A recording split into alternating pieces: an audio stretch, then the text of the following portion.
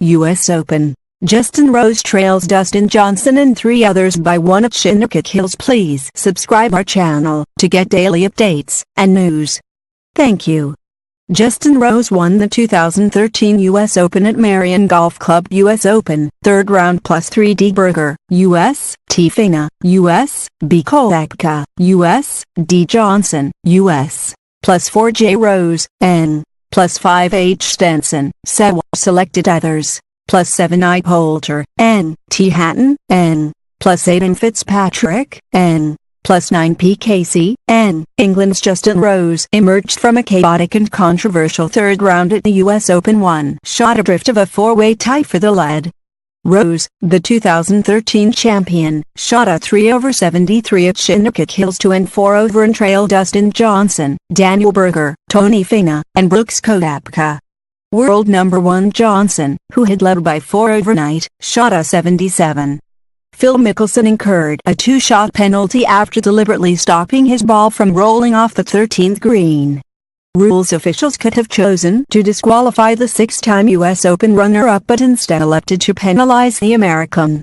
It was very hard. It was a classic U.S. Open day where the course was just a battle. There was no reprieve out there with any shots, but I survived it and I've now got a good shot, said Rose. Fellow Englishman Merion Poulter slid down into a tie for 10th at 7 over after a 6 over 76. Americans Berger and Finau matched the best round of the week in advantageous morning conditions with 4 under 66s, and were in the clubhouse tied for 45th overall as the leading pairs took to the course.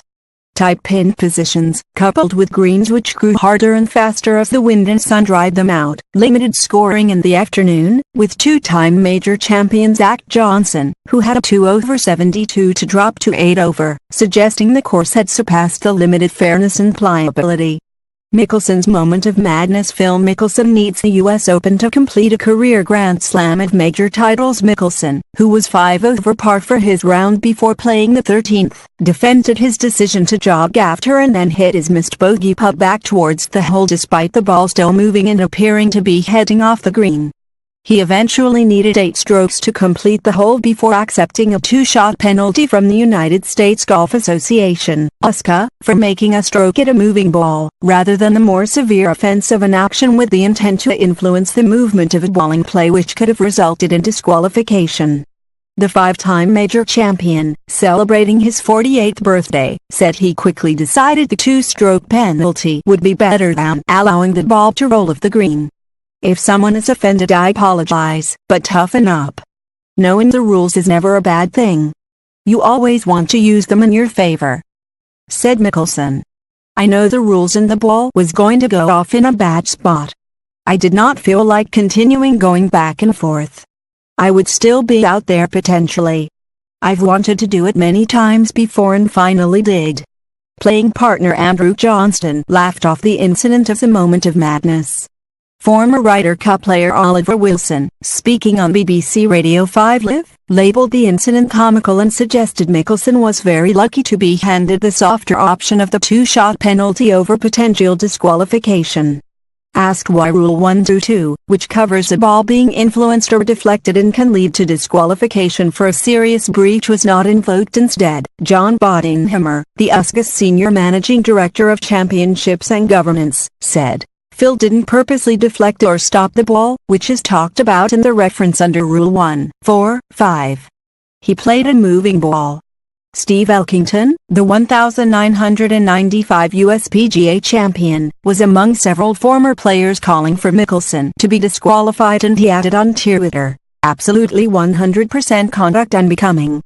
They made us look like fools." Mickelson's decision was certainly an unusual solution. John Daly did similar at the 1999 U.S. Open, but was a sign of things to come for the leading groups, who endured the worst of the conditions on sun-baked greens. The last time Shinnecock Hills in New York State hosted the U.S. Open in 2004, play had to be suspended during the final round to water the 7th green, which had become unplayable.